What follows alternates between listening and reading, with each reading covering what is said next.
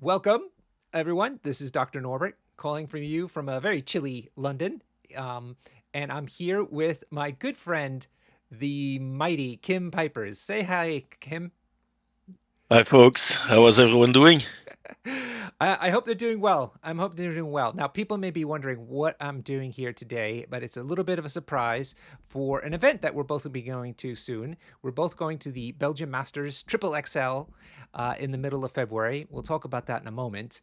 But I thought I have you on here for a very specific reason. So if everybody who's already heard me talking about the Belgian Masters, just hang tight. We're not going to go into a long thing about it, but hang tight because there's a very special part of the video that you need to see at the end or towards the end. But first, let's find out who is Kim Pipers. Tell us a little bit about where you grew up and your wargaming journey. I'm born and raised in Belgium, so I've been here most of my life. Which part? Limburg, which is in the Flemish part, the bottom east, in the triangle between the Netherlands and Germany. Okay, yep. Yeah, so that's my region where we hail from. Dare I ask how your French is? Oh, je peux m'expliquer en français, ça marche, mais c'est Perfect. pas mon primary tongue. Well, listen, I need you to speak more French now because I'm trying to convince the French folks on the border at Lille and Calais and Abbeville. I need to have them come to the tournament and or the event, and I keep telling them that they'll be able to speak French even at the gaming tables. Yeah, we can express ourselves generally in French, so that is okay. My experience from playing with the French is that they also, especially the miniature gamers, they have a pretty decent knowledge of English as well. So Yeah.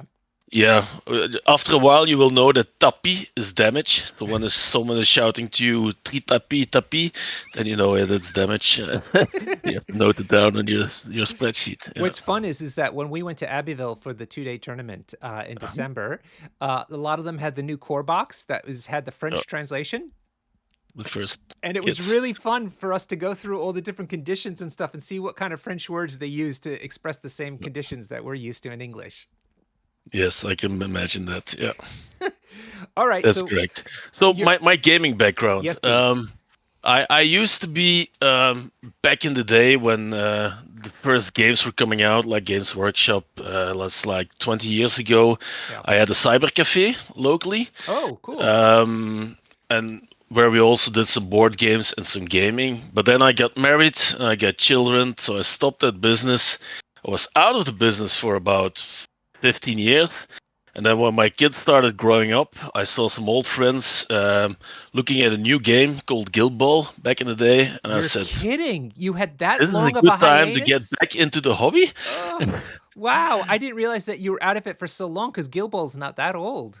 No, not at all. So I've been back into gaming, let's say 6, 7 years now, more or Uh-huh. less. So were you Yeah. at the start of Guild Ball or had it been going for a couple of years already? Pretty much at the start of Guild Ball, yes. And then Nice.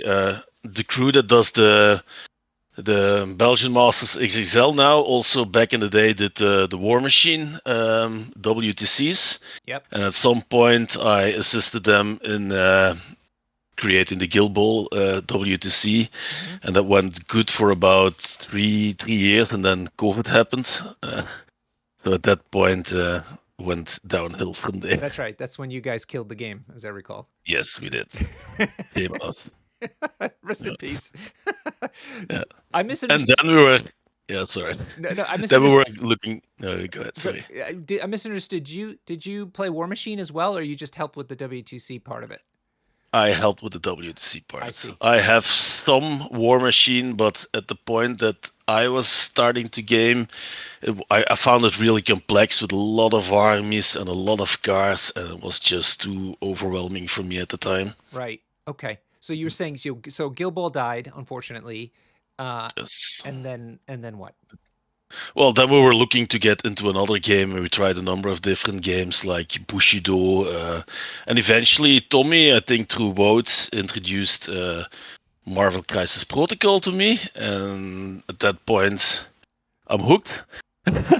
Yeah. And then I start spending money on Marvel Crisis Protocol, and basically when I go for a game, I go all in, Yeah. and then Yep. I buy everything there is to buy. I start making tables, and I'm currently able to field 14 tables or so I can do small Whoa. tournaments locally. Wow. Yeah. Well, And I also enjoy very much giving demos and letting people, getting new people into the game. So yeah, that's what I like. Yeah. yeah. And of I'm not course, highly competitive. I'm more like a snowflake kind of guy. well, you but say that, but I you've been to a number of Guild Ball WTCs, oh yeah, and you were at the first MCP WTC as well. that's correct. Yes. Yeah. And you guys did pretty well, I think, in the end. I know we faced you at the end of day one. Yeah, I think we just ended up midfield. Yeah. I'm also called the midfield generally. Usually in my tournaments, I end up somewhere in the middle. You win some, you lose some. It's 50-50. Yeah. Yeah. That's okay. Yeah. Right. So I think people get a sense that A, you're very Belgian. Yes. B, you are not the most highly competitive, but you're definitely into your gaming, and you take it seriously enough to be Yeah. pretty good at it. Okay. I try to challenge the really good guys to put the fire under the heels, so to speak. Yeah. Yeah. Good. Yeah. Exactly. I'm the same way, which is great. Whenever I can make Pat Dunford actually take a few moments to think before he has to move something, then I feel like I'm winning. Then you're doing something well. That's good. Yeah. He still But wins you anyway. got some nice community in London as well, huh? Thank you. Yes, Because communities, absolutely. quite a few are coming to London. 2 weekends prior to the BMW X. Yes, that's So right. Yeah, yeah, yeah, yeah. So let's get into it, because there's a bit of a history with the Belgian Masters. So because you said how Tommy introduced you to the game. Tommy's from Belgium. I yes. was at the 2020 version of Belgian Masters XXXL for War Machine. That was the last one before the pandemic. It happened just before the pandemic shut everything down. But I No. brought some MCP with me because I just picked it up over Christmas, and I taught Tommy and Wout, and I think two other Okay. guys how to play. So Oh, was that an actual release, or were you a pre-tester or something? no, no, no. The game had come out in like very end of November of 2019, and Okay. Pat gave me my first demo first couple weeks of December sometime, and I decided to pick it up over the Christmas break, and then I'm really glad I did, because then I had the pandemic to go work on it. But yeah, so I had a couple of those models, and we played with those guys, and they really liked it, and so we keep talking about it. Let me call up on my screen now. I'm going to get rid of Hulkbuster and put up. There we go. So this is for people who don't know about the Belgian Masters XXXL. It's an event happening the 16th to 18th of February. It's in a town called Kortrijk. Is that right? Almost? Kortrijk. In Okay. Dutch we say Kortrijk. I Kortrijk. think in English is Kortrijk.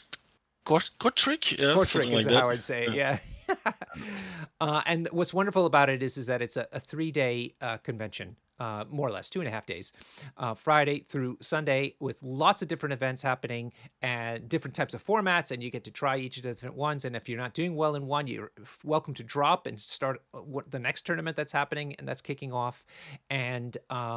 And then there's an invitational on Sunday for people who qualify, and then for everybody else, there's a lot of other fun activities, meeting other tournaments there.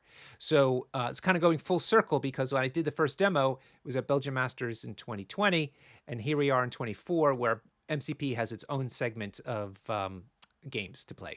Okay.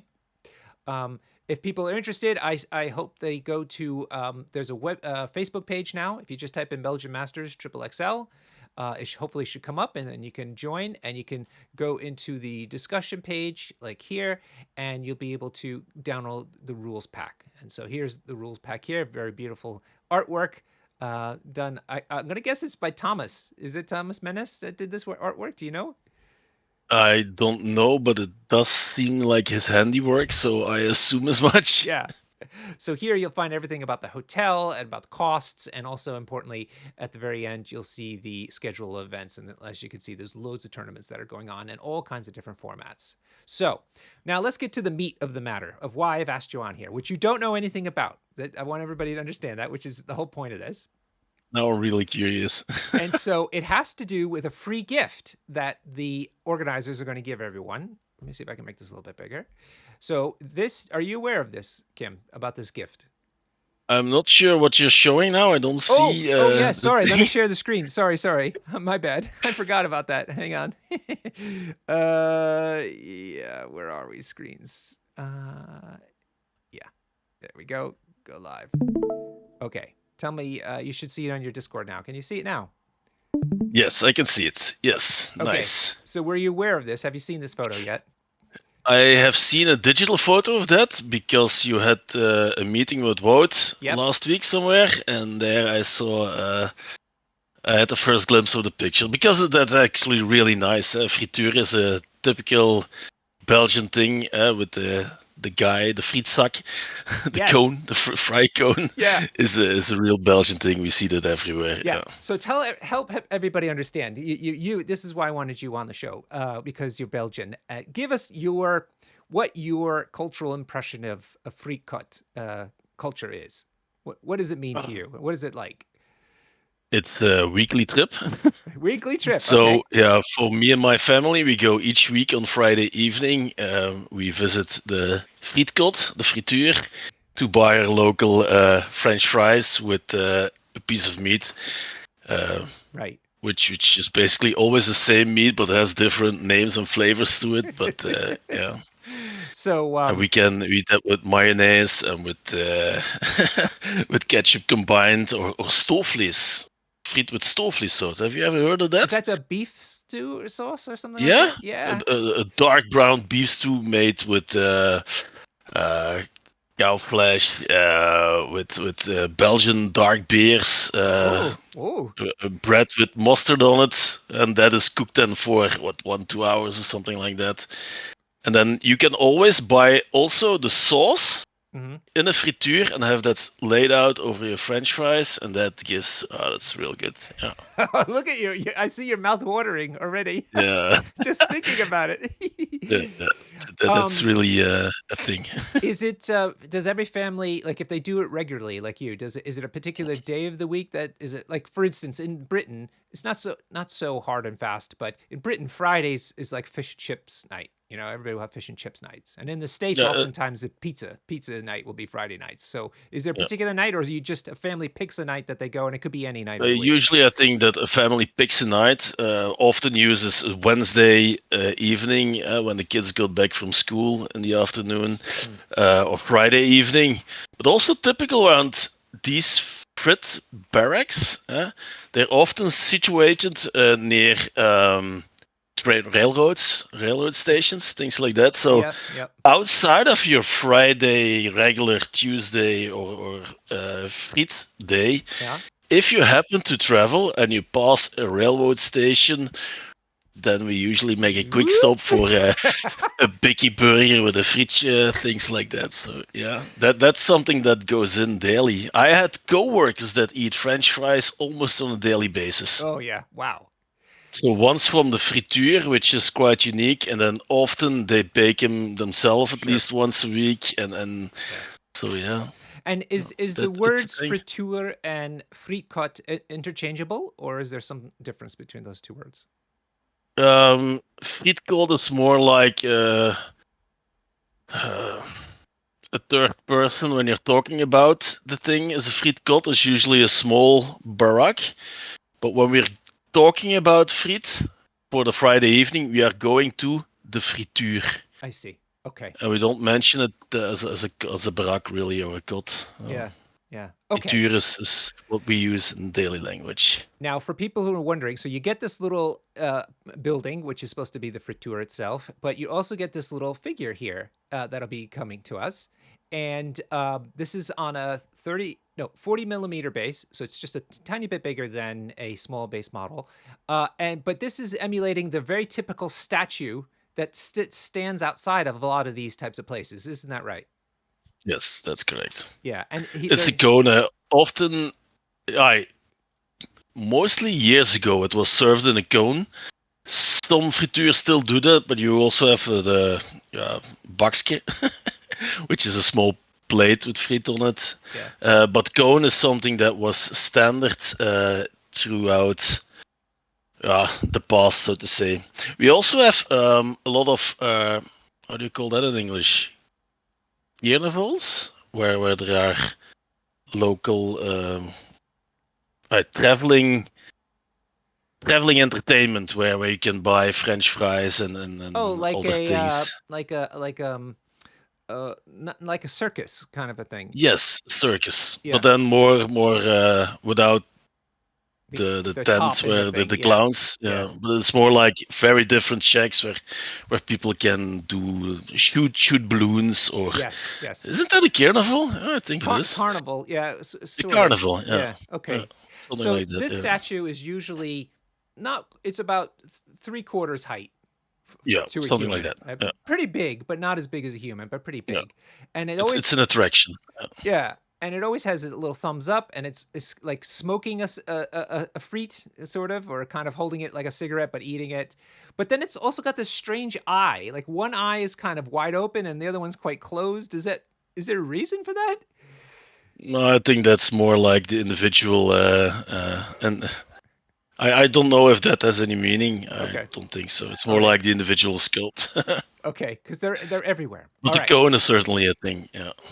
And so the guy as a cone. Yeah. yeah, all right. So that's the setup. Now here comes the surprise. Now I'm going to open a new tab here because I'm going to do this all fresh. You can see everything still, right? Yes. Okay, we're going to go to trusty Jarvis protocols. Why would I go here? Why would I go here? Ooh, where the hell is it now? Oh, here we are. What? What? Oh, you made a model. Nice. Oh, did you make a model, or who made this model? So the model you saw, obviously unpainted. That's what everybody who comes is going to get the little building, but also going to get that model. And if you can see here, I've actually got a picture. This is a picture, and that shows you better the weird eyes that are there. So this is this is exactly what you expect to see outside of a friture, right? Yes. Okay. Yes, absolutely. So me and Wout were joking around when we were talking about the Belgian Masters during a game, and we're making these jokes and about the friture and how it's a model. So I said to myself, I have to design a model that we can use during drinking games after the serious tournaments are over each night. Okay. So I'd like to review with you the rules of this model, and I'd like you to give your hot takes on this model. Okay. Okay. Okay, cool. So It's a bit small for me to read, so you have to I'll read read it it to you. for me. Yeah, I'll read Yeah, it all to right. you. Absolutely. So It's a mystical thing. the model is I said 35. Well, essentially 35 millimeters, so small model. It's size 3. It has a medium move. Other than that, all the stats are 0. Okay. Okay. Okay. It's got a bunch of what do they call these superpowers that are always on? There's a technical term, but the ones that are always on. Innate Thank you. superpowers. Innate superpowers, and it's got 2 mystic attacks. Okay, it'll make more sense to you if I read the innate superpowers first, and then get to the attacks. Okay. Yes. All right. So here's the first one. The first one. Now I can't read this, and it's in Flemish. Moet de belet gebakken zijn. Now these are supposed to things that you hear often in frisure being shouted out. Is that Yes. Is that right so far? Yes, some meats are also consumed cold. So the guy baking the fries will often ask you, "This piece of meat, does it need to be baked or not?" Oh, okay, yeah, because that's So, in and English. a poulet is a round piece of meat. So in English it comes out to more or less. It translates to, "Do you want your meatball raw?" Yes. So you're saying that happens. Okay. So the rule is certainly this character behaves as a normal character model, except that players cannot target this model with attacks or be damaged by superpowers. Okay. So you can target it with superpowers, but you can't actually damage it from the result of a superpower. Okay. Okay. Yes. Then the next innate superpower. Can you read that one in Flemish? A familiepakket, family pack with stoofvlees. Yeah. Yeah. So, that's the stoofvlees I mentioned. Yeah. So this is a large order of fries with the beef stew that we talked about. Yeah. So That's because in the frituur, that's maybe a small story. Normally, you go to frituur and you say, I want 1, 2, or 3 cones, maybe a large cone or a small cone. But in Belgium, you can also take one of your casseroles from the house, Right? take it to the frituur and say, fill this entirely up for the entire family. So that happens. Yeah, that's the thing. Man, this is amazing. You just bring your casserole from home and say, wait, fill this up. All right, so large order fries with beef stew. This rule is after the players set up a game of MCP as normal, place this model dead center of the board, moving terrain as little as possible if it would not fit completely on the terrain. So the idea is if it could fit on the terrain that happens to be in the middle of the board, that's fine. But if not, if it's going to overlap or whatever, they shift the terrain a little bit so it pops right down.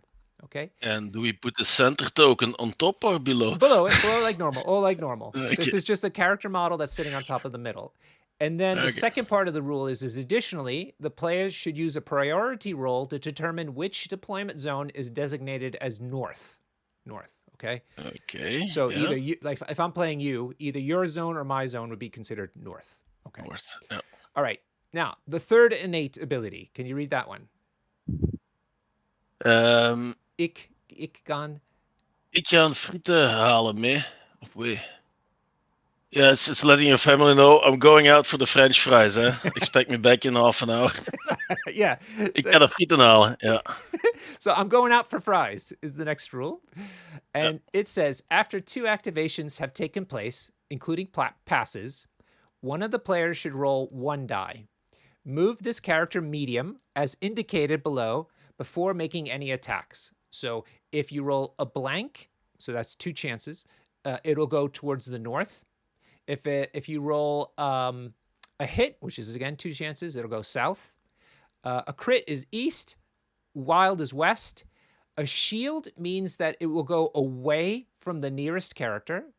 And a skull is it goes towards the nearest character. Okay? Yeah.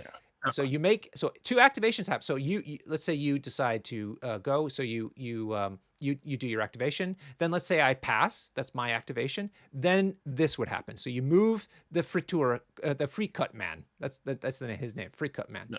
Then after so roughly in your average game of MCP where we're playing 4 or 5 models, this would move 4 or 5 times. That's right. Yeah. Okay.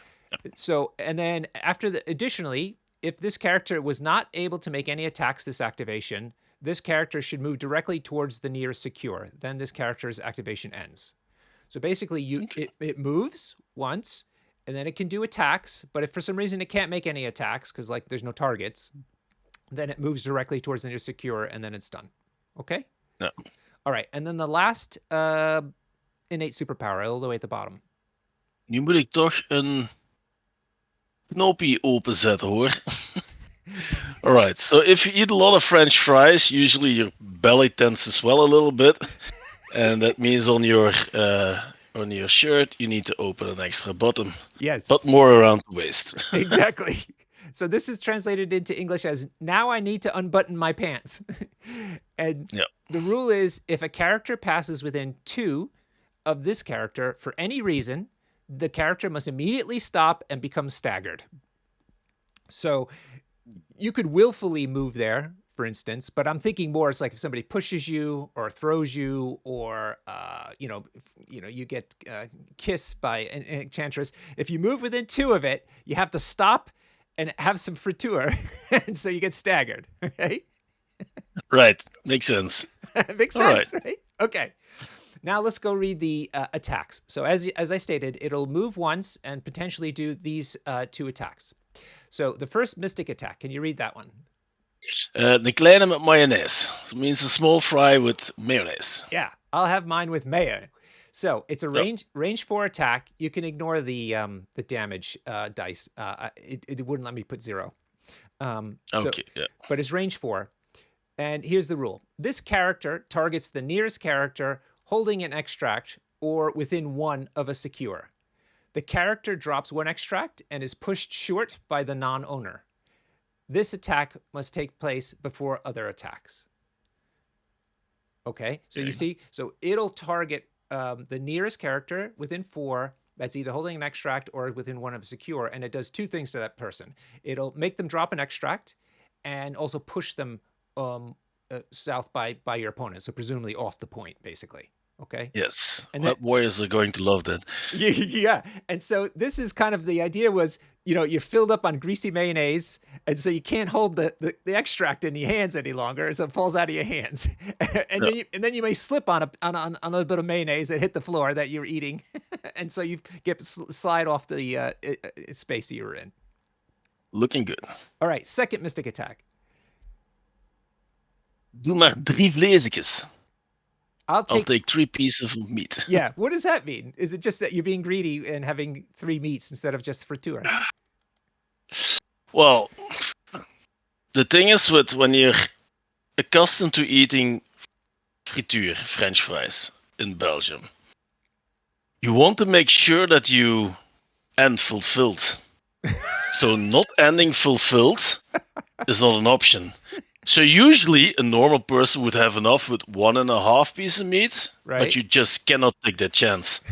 So in that case, you order three pieces of meat, just in case that you're after your second meat you're not fulfilled. Yeah. Yeah, Yeah, but makes after sense. your third, you should be fulfilled. You shouldn't gamble on this sort of thing. Yeah, exactly. Okay, yeah. so this attack is also range 4. Ignore the power dice, the amount of dice. It doesn't have any. Range 4, and the rule is this character targets the nearest character. That character gains 1 power, but becomes slow mover for its next activation, and that condition cannot be shaken. And that's supposed to represent having eaten all 3 pieces of meat. You feel invigorated, but maybe a little slower, not so fast anymore. Yeah, I think you can certainly build a team around this guy. All right, yeah. So give me your hot takes. How would you capitalize on this character being in the game? I since it will be more challenging for at least 30% of your force to hold, secures, or abstracts. Yeah.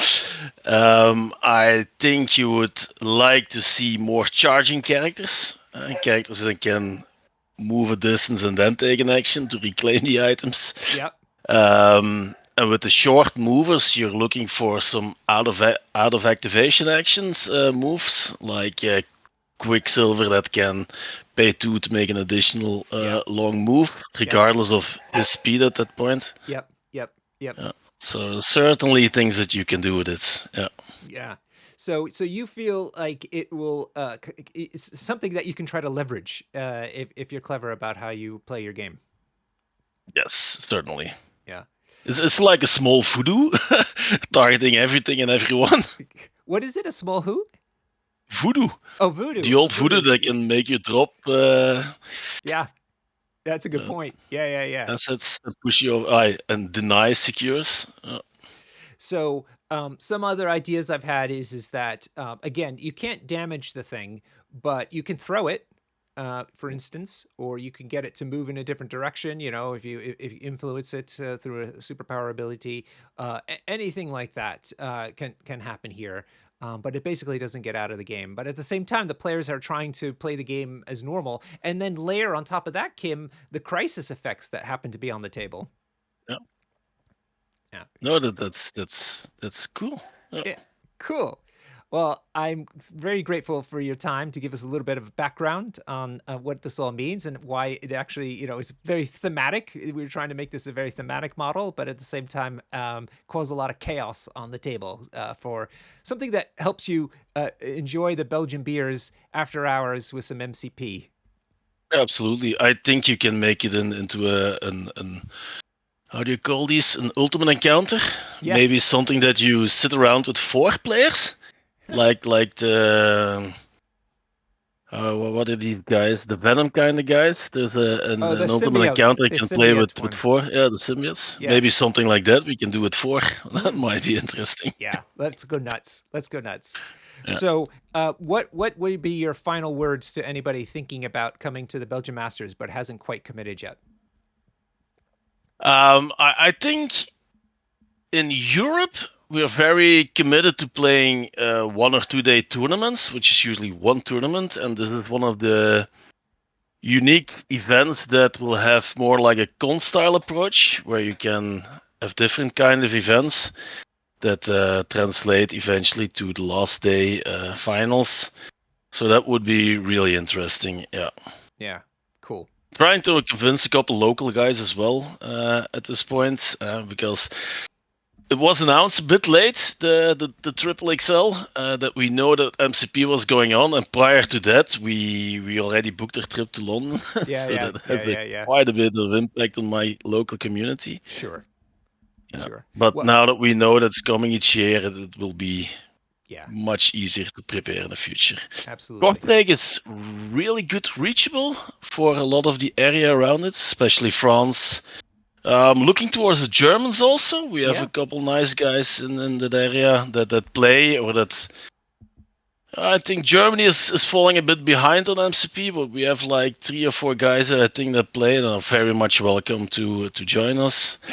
And then for the Hollandish, the Netherlands, I've also tried to push a bit to good. see if we can get additional people there. Brilliant. Love it. Yeah. All right.